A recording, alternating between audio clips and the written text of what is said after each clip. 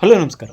ನಾನು ಕೊಪ್ಪಳಿಂದ ಶಾಣಪ್ಪ ಚಲಪೂರ್. ನ್ಯೂಸ್ 18ಗೆ ಸ್ವಾಗತ. News 18 subscribe ಆಗಿ ನ್ಯೂಸ್ 18 ಸಾಮಾಜಿಕ ಜಾಲತಾಣ ಫಾಲೋ ಮಾಡಿ. ಒಂದು ನಿಲ್ದಾಣವನ್ನು ನಿರ್ಮಿಸಿದರೆ ಅದು ಪ್ರಯಾಣಿಕರಿಗೆ ಅನುಕೂಲ ಆಗಬೇಕು. ಅದು ಸಹಜ ಕೂಡ. ಪ್ರಯಾಣಿಕರ ಏನು ಬಸ್ಸು ಹತ್ತಲು ಮತ್ತು ಇಳಿಯುವ ಸಂದರ್ಭದಲ್ಲಿ ಒಂದಿಷ್ಟು ಕುಳಿತುಕೊಳ್ಳೋಕ್ಕೆ ಆಸನಕ್ಕಾಗಿ ಒಂದು ಬಸ್ ನಿಲ್ದಾಣ ನಿರ್ಮಿಸ್ತಾರೆ. ಅದೇ ರೀತಿ ಕಳೆದ 22 ವರ್ಷಗಳ ಹಿಂದೆ ನಿರ್ಮಾಣವಾದ ಬಸ್ ನಿಲ್ದಾಣ ಈಗ ಸಂಪೂರ್ಣವಾಗಿ ಬೀಳುವ ಸ್ಥಿತಿಯಲ್ಲಿದೆ. ಅದೇ ಬಸ್ ನಿಲ್ದಾಣದಲ್ಲಿ ಈಗ ಪ್ರಯಾಣಿಕರು ಕುಳಿತುಕೊಳ್ಳುವಂಥ ಸ್ಥಿತಿ ಬಂದಿದೆ. ಕೊಪ್ಪಳ ತಾಲೂಕಿನ ಕಿನ್ನಾಳ ಗ್ರಾಮ ಇದು ಪಾರಂಪರಿಕ ಗ್ರಾಮ ಅಂತ ಹೇಳ್ತಾರೆ. ಇಲ್ಲಿ ಕರಕುಶಲದಿಂದಲೇ ಇದು ವಿಶ್ವವಿಖ್ಯಾತಿಯನ್ನು ಹೊಂದಿದೆ. ಈ ಗ್ರಾಮಕ್ಕೆ ಒಂದು ಕರಕುಶಲತೆಗಾಗಿ ಬರುವಂಥ ಜನ ಒಂದು ಕಡೆ ಆಗಿದ್ದರೆ, ಇಲ್ಲಿ ಸುತ್ತಲೂ ಗ್ರಾಮಗಳಿಂದ ಏನು ಕೊಪ್ಪಳಕ್ಕೂ ಮತ್ತು ಮಂಗಳೂರಿಗೆ ಮತ್ತು ಬೇರೆ ಬೇರೆ ಕಡೆ ಹೋಗಲು ಇಲ್ಲಿ ಜನ ಬರ್ತಾರೆ. ನಿತ್ಯ ಇಲ್ಲಿ 50ಕ್ಕೂ ಹೆಚ್ಚು ಬಸ್ಸುಗಳು ಓಡಾಟ ನಡೆಸ್ತವೆ. ಆದರೆ ಇಲ್ಲಿರುವಂಥ ಬಸ್ ನಿಲ್ದಾಣ ಸಂಪೂರ್ಣವಾಗಿ ಬೀಳುವ ಸ್ಥಿತಿಯಲ್ಲಿದೆ. 2002ರಲ್ಲಿ ಈ ಬಸ್ ನಿಲ್ದಾಣವನ್ನು ಉದ್ಘಾಟನೆ ಮಾಡಿದರು. ಆದರೆ ಯಾವ ಕಾರಣಕ್ಕೋ ಏನೋ ಅಲ್ಲಿವರೆಗೂ ಅಂದರೆ 2024ರವರೆಗೂ ಒಟ್ಟಾರೆಯಾಗಿ ಆ ಬಸ್ ನಿಲ್ದಾಣವನ್ನು ಉಪಯೋಗ ಮಾಡಲೇ ಇಲ್ಲ. ಕಿನ್ನಾಳ ಗ್ರಾಮದಲ್ಲಿರುವಂಥ ಬಸವೇಶ್ವರ ವೃತ್ತ ಮತ್ತು ಬೇರೆ ಕಡೆ ಬಸ್ಗಳನ್ನು ನಿಲ್ಲಿಸ್ತಾ ಇದ್ದರು. ಆದರೆ ಈ ಬಸ್ ನಿಲ್ದಾಣ ಬರದೆ ಇದು ಸಂಪೂರ್ಣವಾಗಿ ಹಾಳಾಯಿತು.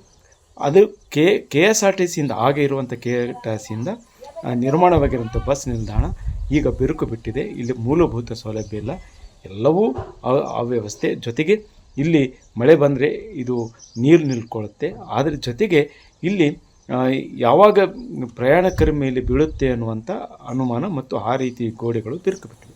ಈಗ ನಮ್ಮಂಥ ವಯಸ್ಕರಿಗೆ ಏನೂ ಸಮಸ್ಯೆ ಇಲ್ಲ ರೀ. ನಾವು ಇನ್ನೂ 2 ಕಿಲೋಮೀಟ್ರ್ ಆದರೂ ನಾವು ನಡ್ಕೊಂಡು ಬಂದು ಇಲ್ಲಿ ಬಸ್ ನಿಲ್ದಾಣಕ್ಕೆ ನಾವು ಬರ್ತೀವಿ, ಇಲ್ಲಿಂದ ಮುಂದಿನ ಪ್ರಯಾಣ ನಾವು ಬೆಳೆಸ್ತೀವಿ. ಆದರೆ ವಯೋವೃದ್ಧರು, ಮೊಣಕಾಲು ನೋವಿನ ಸಮಸ್ಯೆ ಇರ್ತಕ್ಕಂಥವ್ರಿಗೆ ಏನಾಗ್ತದೆ ರೀ, ಕುಂಟ್ಕೊಂತ ಹೋಗುವಂಥ ಪಾಪ ಎಷ್ಟೋ ಸಾರ್ತಿ ಕಣ್ಣಾಗ ನೀರು ಹಾಕ್ಕೊಂತ ಹೋಗಿದ್ದಾರೆ ರೀ. ತಮ್ಮ ಮನೆಯಿಂದ ಬಸ್ ಸ್ಟ್ಯಾಂಡಿಗೆ ಬರ್ಬೇಕಾತಂತಂದ್ರೆ 1.5 ಕಿಲೋಮೀಟ್ರ್ ಆಗ್ತದೆ ರೀ ಎಂಡಿಂದ ಈ ಬಸ್ ಸ್ಟ್ಯಾಂಡಿಗೆ ಬರಬೇಕಾಗತ್ತೆ ಅಂತಂದ್ರೆ.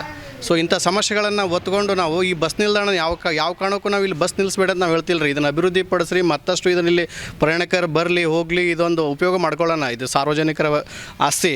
ಬಟ್ ಮೂಲತಃ 20-25 ವರ್ಷಗಳಿಂದ ನಮ್ಮ ಬಸವೇಶ್ವರ ವೃತ್ತದಲ್ಲಿ ಏನಿತ್ತಲ್ಲ ನಮ್ಮದು ಬಸ್ ನಿಲ್ದಾಣ, ಅಲ್ಲಿ ನಿಲ್ಲಿಸಿದರೆ ಹಿಂದಿರ್ತಕ್ಕಂಥ ಗ್ರಾಮದ ಕೊನೆಯ ಮನೆಯಲ್ಲಿ ಇರ್ತಕ್ಕಂಥ ಪ್ರಯಾಣಿಕರು ಸಹಿತ ಅಲ್ಲಿಂದ ಬಂದು ಹತ್ಕೊಂಡು ಮುಂದಿನ ತಮ್ಮ ಪ್ರಯಾಣ ಬೆಳೆಸಲಿಕ್ಕೆ ಭಾಳ ಅನುಕೂಲ ಆಗ್ತದೆ. ಸೊ ಆ ಒಂದು ಕಾರಣಕ್ಕೆ ಬಸವೇಶ್ವರ ವೃತ್ತದಲ್ಲಿ ಒಂದು ಬಸ್ ಸ್ಟಾಪನ್ನು ಮಾಡಲೇಬೇಕನ್ನೋದು ನಮ್ಮೆಲ್ಲ ಸಾರ್ವಜನಿಕರ ವಿನಂತಿ ಸರ್. ಶಾಲಾ ಮಕ್ಕಳು ಬಂದರು, ಅನಂತರ ಹಿರಿಯ ನಾಗರಿಕರು ಬಂದರು, ಅನಂತರ ವಯಸ್ಕರು ಬಂದರೂ ಸಹಿತ ಈ ಬಸ್ ಸ್ಟ್ಯಾಂಡಲ್ಲಿ ಕೂಡೋದಕ್ಕೆ ಭಾಳಷ್ಟು ಭಯಭೀಕರಾಗಿದ್ದಾರೆ. ಯಾಕಂತಂದರೆ ಈ ಬಸ್ ಸ್ಟ್ಯಾಂಡ್ ಡೆಮಾಲಿಷ್ ಮಾಡಬೇಕು. ಡೆಮಾಲಿಷ್ ಮಾಡಿದ ನಂತರ ಮುಂದಿನ ಒಂದು ಸೂಕ್ತವಾಗಿ ಅಭಿವೃದ್ಧಿ ಕೆಲಸ ಮಾಡಬೇಕು. ಅದು ನೆನೆಗುದಿಗೆ ಭಾಳ ದಿವಸ ಬಿದ್ದಿದೆ. ಇದರಿಂದ ಇಲ್ಲಿ ಕೂಡ ಸ್ಥಿತಿ ಭಾಳ ಅಧೋಗತಿಗೆ ಬಂದಿದೆ.